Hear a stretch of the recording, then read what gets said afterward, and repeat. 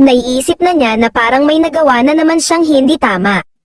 Pinauwi ko siya at sinabi ko na wala ka dito. Ha, ha ha, ha ha.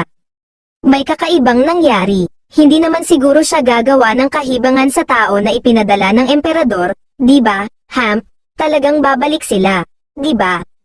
Dapat ko nang praktisin ang skill na ginamit ko sa quarterfinals. Ah, oh no, masama ito. Dapat kong kontakan ang Santo Papa. Kakontak ako ng emperador, sinabi niya na ang iyong opinyon ay wala nang kinalaman sa iglesia ng Tonanos, kundi ito ay iyong sariling personal na opinyon. Talagang masama ito, linisin mo ang iyong sariling kalat. Kailangan ko bang patayin ang emperador? Hindi. Walang paraan na mananalo ako, ha? Kahit itanong ko sa apostol, hindi niya ako matutulungan, hindi ko pa alam kung nasaan siya. Sa labas ng laro, ay may tumawag sa ating bida, ha? Pwede na ba akong mag-withdraw ng pera sa YouTube? Sa tingin ko, mabilis ang proseso dahil ikaw ay sikat. Dumating na ang balance, i-check ko at tatawag ako ulit sa'yo, 1, 10, 100, 1,000 a million, 2 million, at ilang linggo pa lang akong naglalaro, kapag mas marami akong ina-upload na mga video, mas tataas ang balance, baka mamaya, maging bilyon ito, wow, totoo ba ito o panaginip lang, ha? Ano iyon? Parang may kakaibang nangyayari, hindi pala 2 milyong won, kundi ito pala ay 2 milyong dolyar. At magsisimula na ang ating kwento dito sa paligsahan na nagaganap. Dahil dito tapos na ang 2 laban ay yon, pagkatapos ng maikliang intermission magpapatuloy ang mga laban sa ikatlong yugto. Sa mga gustong mag-curve, mangyaring pumunta na agad, alam nyo na kung sino ang lalabas sa susunod na laban, di ba? Sa wakas, si Azura na at may isang misteryosong babae na nagsalita. Your Majesty, totoo bang tinawag mo ako rito para panoorin ito? Ito ay may mapupungay na mga mata at may patulis na mga tenga. At ito pala ay isang elf na may maputing buhok na si Continent 5,000 Archmage Yuria. Mas mababa pa rin sila kahit isinasaalang-alang na ang kanilang mga kakayahan ay nakakandado at ang kanilang mga kasanayan ay limitado. Maghintay ka na lang ng kaunti dahil ang pangunahing putahe ay hindi pa iniihahanda. Isang manlalakbay na inaari ng Santo Papa ng simbahan ng Tonanos. Sino itong manlalakbay na itinuturing ng malamlam na matandang iyon na isang mahalagang bagay kaya't nangyayari ito kay Karon? Sa mga umalis ng kanilang upuan, mangyaring bumalik na agad, ang laban ay magsisimula na. Tama ka, habang sinasabi mo iyon, ang mga manlalaro ay pumapasok na.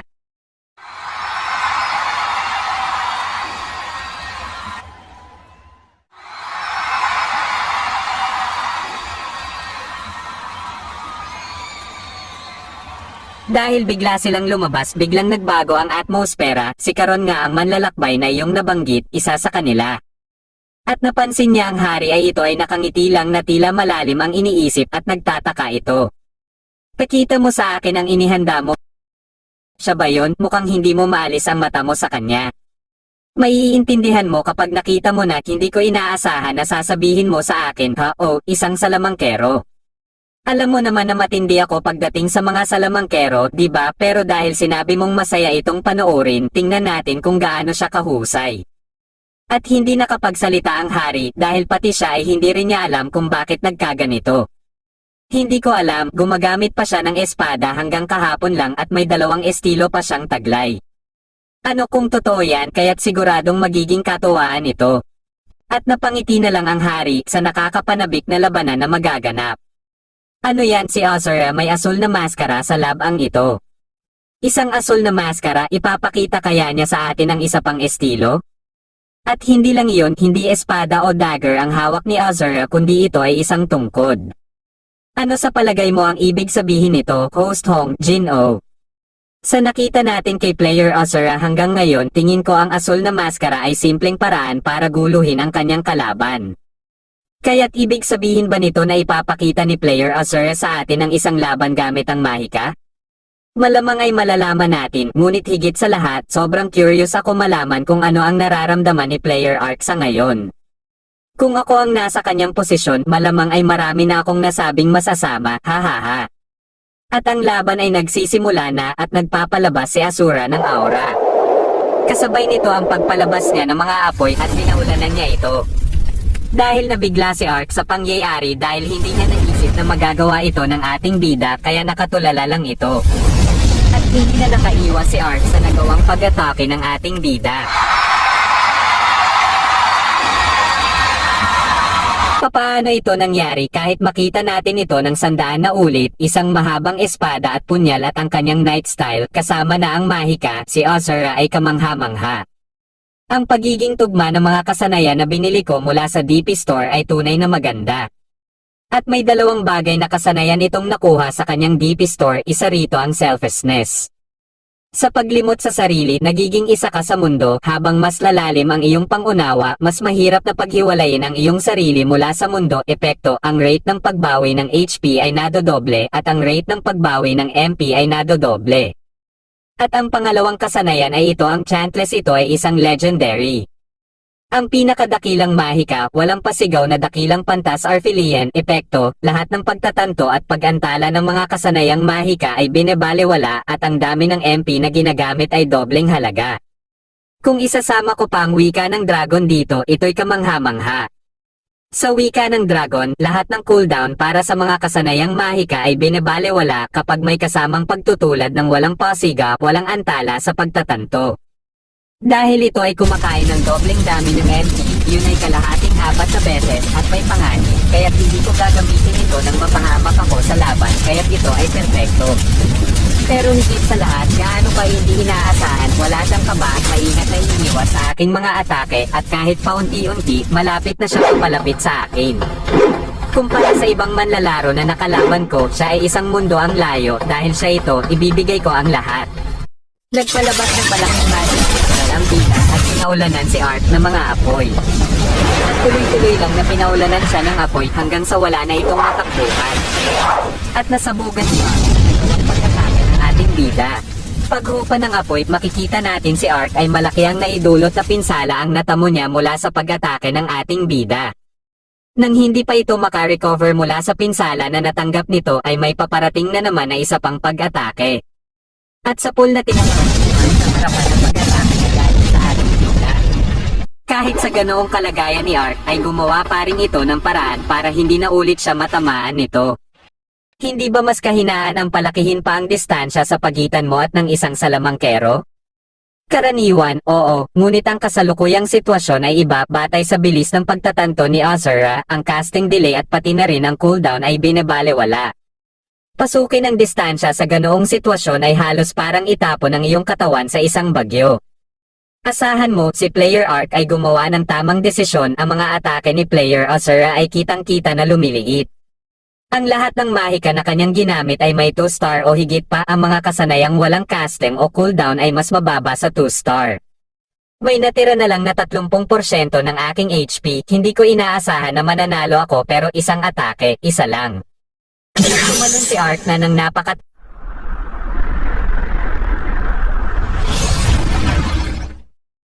ang kanyang magic circle ay nawala, kumpiyansa akong naubos na niya ang kanyang MP.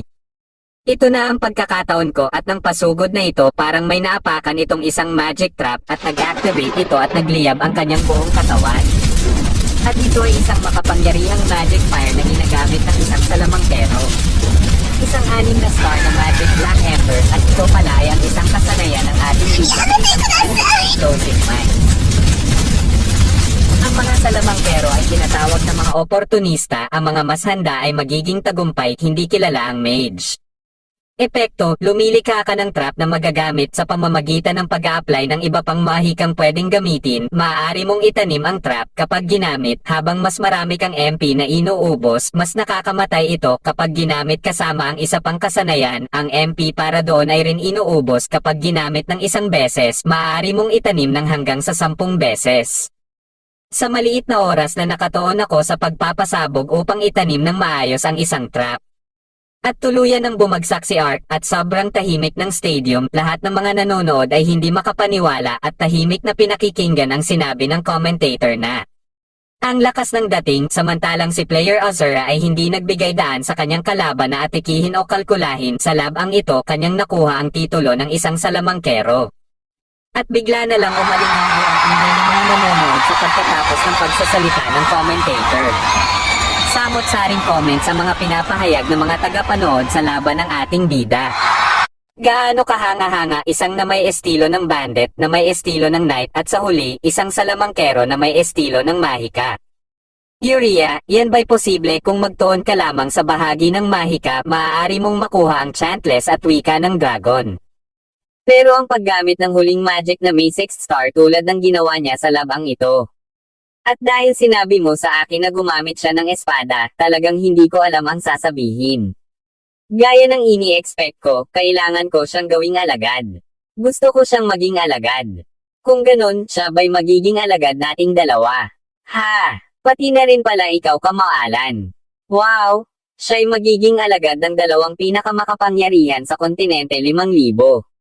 Ganun ba? Ang saya ng laban natin dalawa, maganda rin ang naging footage kung nakalaban ko ang hindi magaling, hindi ko siguro nakuha ang ganitong klaseng footage. Plano ko sanang labanan siya gamit lang ang katawan ko dahil wala akong natirang MP. Ginawa mo ng maayos, maraming salamat. Kung ikaw ay nasa isang guild, gusto ko sanang sumali rito. Oh, wala akong guild pero pwede bang i-add na lang kita bilang kaibigan? Maraming salamat, imahinasyon ko lang ba ito o parang siya si Lebios, marahil ay kathang isip ko lang, dapat yata. Yugto 4, unang laban sa quarterfinals AI kontra sa top 100 ranker, nakapasok si Player I sa susunod na round. Ikalawang laban, Kaiser kontra Tank, ang laban ng dalawang manlalaro mula sa parehong guild, ang Hero Guild, ay natapos na at si Player Kaiser ang nagtagumpay. Ang mga tanging taong maaaring makipagsabayan sa kanila ay ang mga tao mula sa parehong guild. Si Player T ay mas mabilis na nananalo kaysa kay Player I. Ngayon, sa wakas, ito na ang huling laban ng quarterfinals. Ang pangalawa at pangatlong pwesto mula sa qualifying round ay naglalaban na maaari mo nang tawaging finals ang laban na ito. Rin, laban kay Hansea, ito talaga ang inaabangan ko na laban. Nagpapalitan na ang dalawa sa kanilang mga pag-atake at makikita nating pantay lang silang dalawa. At biglang may napansin si Rin, biglang hinataw ito ng Hansea ng kanyang karit, subalit naiwasan naman ito ni Rin. Kaya't napaatras siya nito, subalit gumamit na ng kadena si Hansea. Habang iniiwasan ni Rin ang mga kadena nito, iniisip ni Rin na hindi ito ang mga kadena ang ginamit niya nung laban niya kay Bert. Nakita ko ito ng maraming beses sa mga video kaya alam ko ito ang parehong kasanayang chain na ginagamit ni Azura. Ang aking espada ay dumadaan lamang dito, imposible itong hadlangan ng mga pisikal na bagay. At may biglang napansin si Hansea, pinayagan ba niyang tamaan siya para pigilan ang momentum ng aking mga kadena? Ngayon kulang naisip na magiging ganito siya kamatindi. At gumamit si Hansea ng long range attack at hindi ito napaghandaan ni Rin ang kanyang pag-atake. Malaking pagsabog ang makikita natin sa Stadium Arena, direktang pinsala ang natanggap ni Rin nito. Dahil sa usok ay walang makikita si Hansea, ginamit itong pagkakataon na umatake ni Rin na kahit sa kabila ng natanggap na pinsala kanina. At muli nagpapalitan na naman sila ng kanilang mga pag-atake. Sa kabila ng pinsalang nakuha ni Rin ay nakakasabay pa rin ito sa bilis ni Hansea. At wala talaga magpapatalo talaga sa kanilang dalawa. Subalit sa isang pagkakamali ni Rin ay biglang tumagos sa dibdib ni Rin ang karit ni Hansea. At dahil doon ay may epekto itong matatanggap, nataman ka ng side ng Sleeping Demon, mahuhulog ka sa pagtulog ng 5 segundo dahil sa isang hindi ka panipaniwala na kalagayan. Ang side ay kontrolado ng mga kadena kaya akala ko kailangan ko lang maging maingat sa mga kadena. Subalit huli na niya nalaman ito kaya tuluyan na itong nakatulog. Sayang naman kung may kaunting distansya, hindi sana gagamitin ni Seiya ang shadow side skill sa kanya. Pagkatapos ng maikling pahinga, magsisimula tayo sa semifinals. Kailangan ko lang gawin ang plano ko sa finals, kaya mas maganda siguro na panoorin ko na lang ng maayos ang mga laban ngayon at umuwi para magpahinga. At biglang may naramdaman si Yunsang at biglang lumabas si Lebios sa harapan niya na pinapaalis na ang bida. At ito ang unang pagkakataon na pansin ni Yunsang na naging balisa si Lebios pero hindi niya alam kung bakit. At may kakaibang bagay na lumitaw sa kanilang harapan. At ito pala yung elf na kasama ng hari na nanood sa laban kanina. At ang sadya niya talaga ay ang bida at sinabi niya kay Yunsang na gusto niya itong maging apprentice. At nagulat na lang si Yunsang sa sinabi ng elf ay pasensya na kung biglaan, nang biglaan naman akong sumulpot at kausapin ka ng parang baliw. Pasensya na, sanay lang kasi akong magmadali, sana maunawaan mo ang aking kawalan ng pagiging formal, wala na kasi akong ibang kinakausap na dapat maging formal dahil sa tagal kong nabubuhay. At may natanggap na abiso si Yunsang na nagsasabi, ikaw ay buhay pa pagkatapos mong pagkikita kay Yuria ng Five Heavens Disaster, isang kahangahangang tagumpay, lahat ng estadistika ay tumaas ng 10. Kaya't isang kahangahangang tagumpay na buhay pa ako pagkatapos ng pagkikita sa kanya at hindi laban ang makikipagtuos sa kanya, haha, okay lang. Marahil ay dumating siya upang makita ako pagkatapos niyang makakita sa akin na gumamit ng dragon language at chantless na gamit ko ba ito nang hindi nag-iisip? Una, hindi ako sigurado kung alam mo pero ako'y isa sa 5 langit ng kontinente at tinatawag na disaster, hahaha. Ako rin ang tanging gumagamit ng mahika sa aming grupo kaya't pwede kong sabihin ako ang pinakamalakas na salamangkero sa kontinente, hehe. Kahit si Levies na may level na mahigit sa 560 ay kinakabahan, ibig sabihin mas malakas siya kaysa sa kanya, mas mabuting manatiling tahimik habang mabait siya, kung magkamali ako at mamatay, mawawalan ako sa default sa final bukas. Kaya maging maaari kang maging pinakamalakas na apprentice ng Archmage sa kontinente, bukod doon, ipapasa ko sa iyo ang aking espesyal na mahika.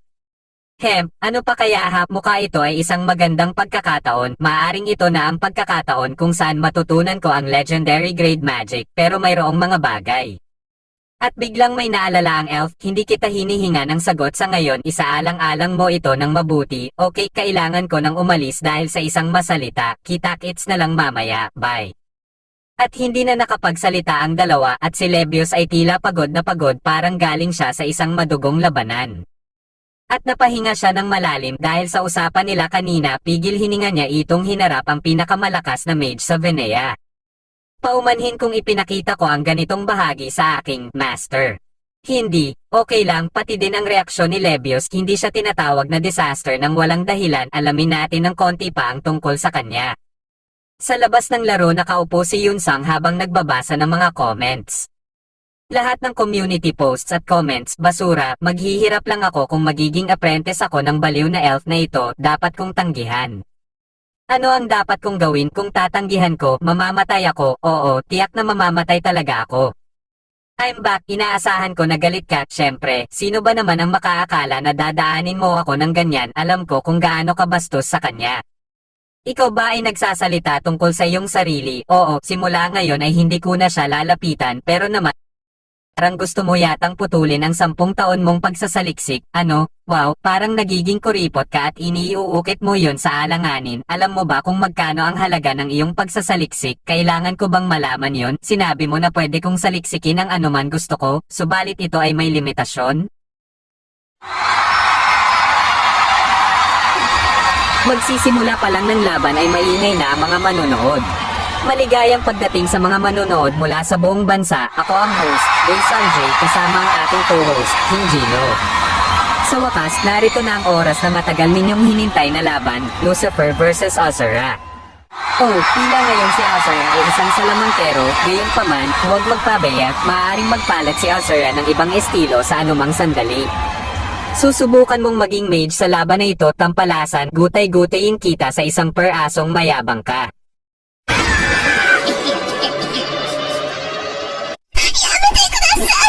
Nauna nang sumusugod si Lucifer habang nagsisimula ang laban. Ang mga maaaring niyang i-ignore na cooldowns at casting ay ang mga skill na may second stars o mas mababa, ibig sabihin kapag gumagamit siya ng magic ng walang casting time, kayang tiisin ang kanyang mga atake at makipagsabayan. Ang tanga nitong gago at nagmamadali kaya siya ay kailangang gumamit ng ability na walang casting, pwede ko itong daanin ng diretso ang atake na ito na may first star na apoy at pagkatapos itim na apoy, papaano?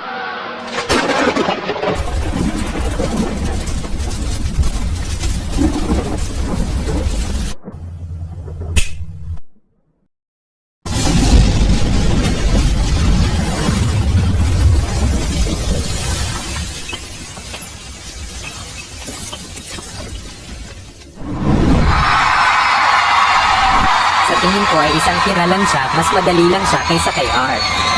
Ang laban ay kahangahangang mabilis na conclusion, ang nagwagi ay si Ashura.